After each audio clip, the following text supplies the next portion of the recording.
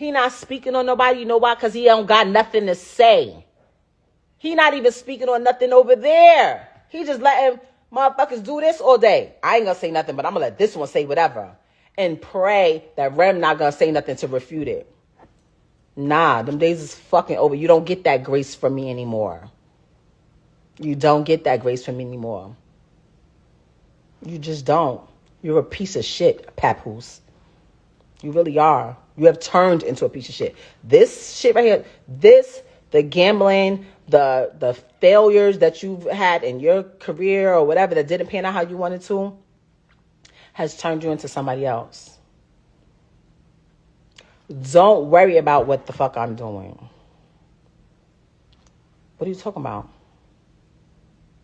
I could give great advice. If motherfuckers listen to me, they will be great.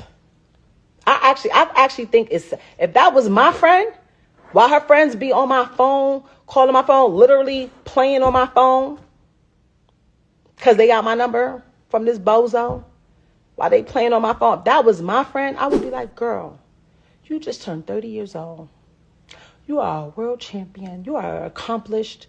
You have made it from out the ghetto, from the slums, from the depths of Flint, Michigan. You don't got no kids. You have your whole life ahead of you. Why are you attaching yourself to this 47-year-old man that doesn't have anything going, has no career, no job, no income, except for the income that he's claiming off of your percentage because he's your manager? Got you out here talking, looking crazy. He's the one that don't want to sign, don't want to get his stuff out his ex house. Doesn't be there for his child that he begged for, but telling you he wants another one. Let me guess. He's telling you he want a son, right? He has a son. He has a son. He just doesn't like his son's sexual preference, so he acts like he doesn't have a son. He has a son. We have a son who is very much alive and well and probably feels slighted sometimes. He does. And my son, who has been like a son to him most of his life. When we got together, our children were 4 years old. They're now 24. I would be telling you, girl, get your ass from over there. What are you talking about? That's what I would be doing if that was my friend. I'm not hating on nobody. Like I told you at the very beginning, that shit is corny. It's a come up and it's corny. Okay? That's what's happening right now. That's what's happening. And you don't even see it because I get all the sweet talking and this. And of course, I got to be the villain. She ain't shit. She this and I'm this. Show me a woman that had a man that was doing her right and she just shitted on him for no reason.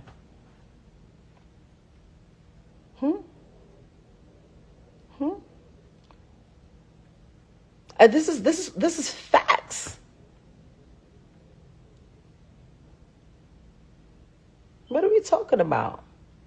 I literally told my friends, they was like, yo, you think he ever gonna leave? I was like, when he finds a replacement, when he finds someone who he think he can have doing all the shit that I was doing, then he'll leave. And now I'm at peace.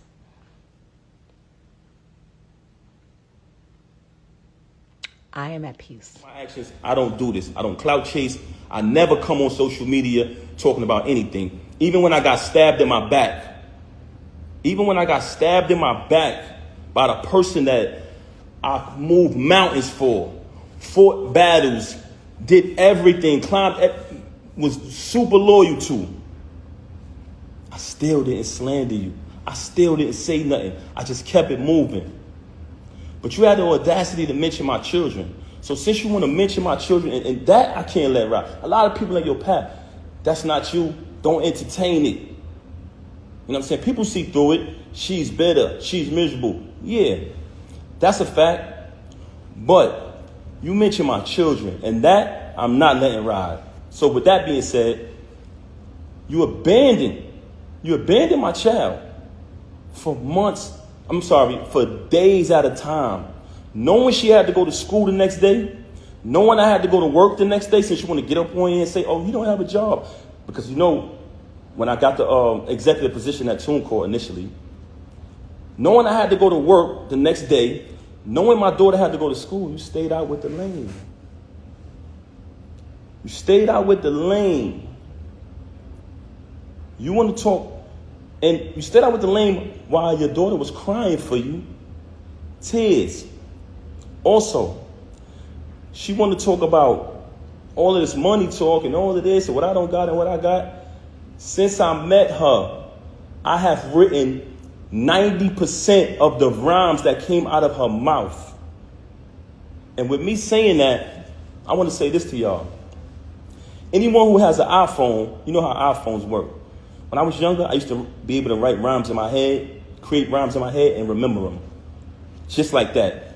As time went on, I got a little older, I started to write rhymes in my email draft. Now, if you have an iPhone, you go in your email draft.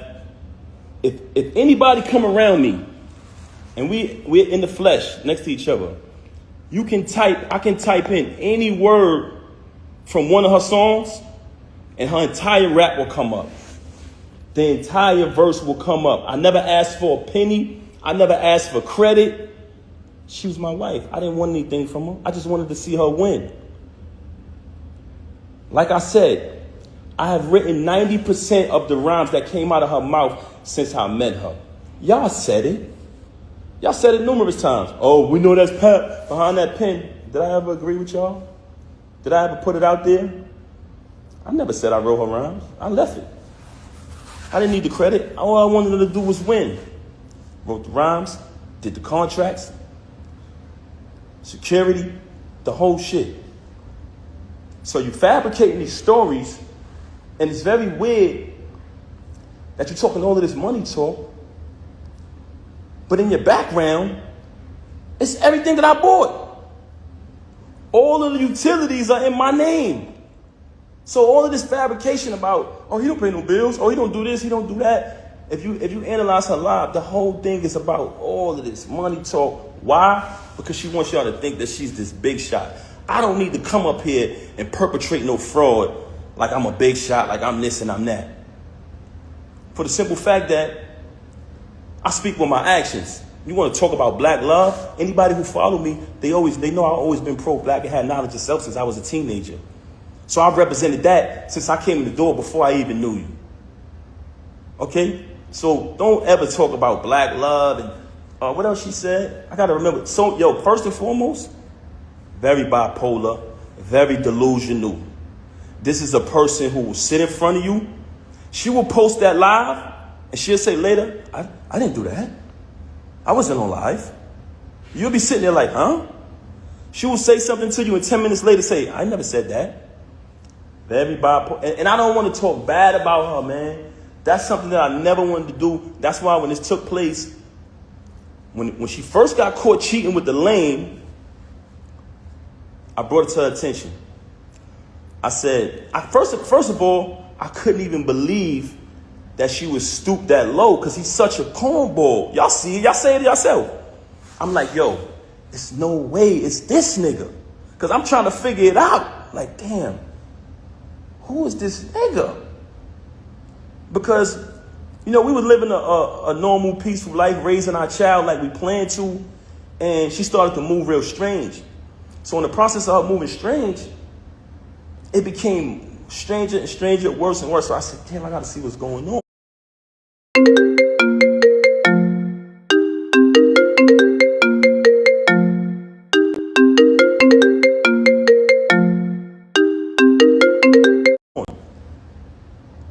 What the hell is going on? I started to do my research. As I did my research, I found out she was cheating with the lame. So once I find out, I brings it to her attention. I said, mind you, I didn't knock him out because he slept with my wife. Like I told y'all before, the reason I knocked him out was because he shook my hand and then slept. Since y'all want to be on the front lines, hey, yo, Remy, don't you love me? Yeah. See, right there, that's the punchline. That's the punchline.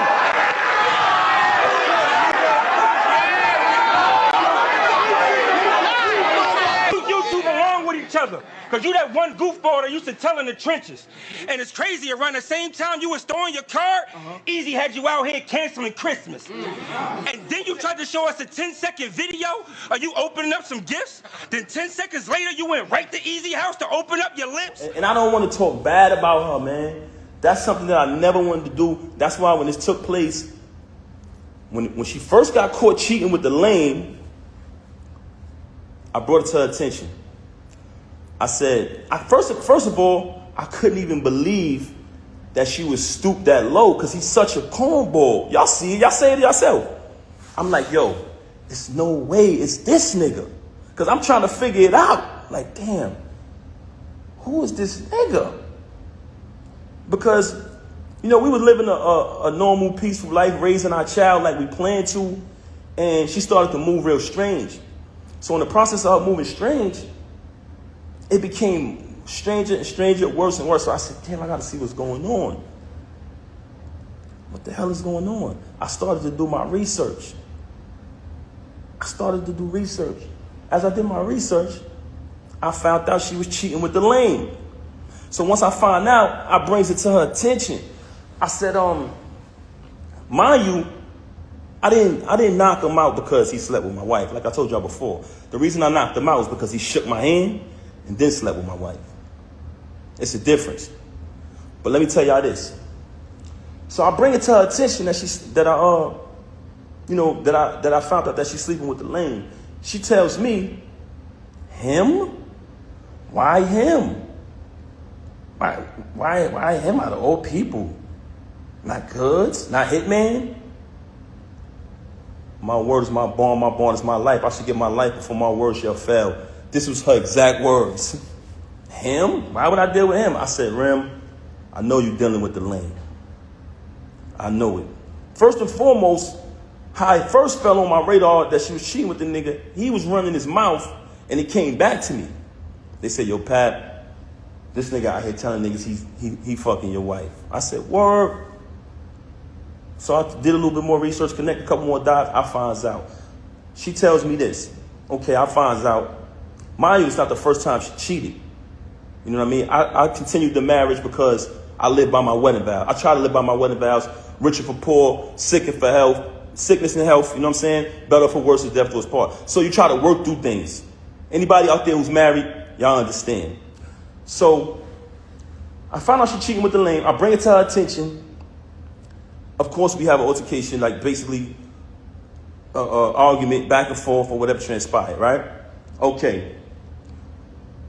She decides, and I decide that we're going to go to therapy. But she brings it to my attention, to be honest. She said, I think we should do therapy. I said, okay. Even though I'm private and I don't like to speak to people about my personal business, that was a very, very difficult thing for me to do. But I said, you know what? Let's do the therapy. We go to the therapist. The therapist's first question is, do you guys want a divorce or do y'all want to work it out? Me and her both said we want to work it out. So when she comes on live and say, we haven't slept in the bed since 2022, and to make it seem like and fabricate a story like we had some agreement, you such a liar. There was no agreement. When I found out you was with the lame, you denied it. You shitted on him. Basically said, yo, why would I be with him? Why do you think I would be with him? And then you wanted to go to therapy. So check it out now. Check it out. So when we go to therapy, the therapist says, do y'all want to get a divorce or do y'all want to work it out? Me and her both said we want to work it out. I'm going to be honest. Because honestly, I didn't want to not live under the same roof as my 5-year-old. I love all my kids the same. But when you have children, and everyone knows that about me. Everybody who know me, y'all know my character. Y'all know her character. Very rude, very disrespectful, not just to me, to everyone. But that speaks volumes. Oh, you crashed out. No. What I did was use a tactic and a tool that I know how to get him out of here. I know what's going to go. Because as long as y'all don't know what's going on, he going to still sit up in here, walking through here, not paying shit, talking to me crazy, treating me crazy, doing this. He care about that image, though. As soon as I did it, what he did, this is my new girlfriend. Oh my God, here we go. Come on, God. I was like, yes.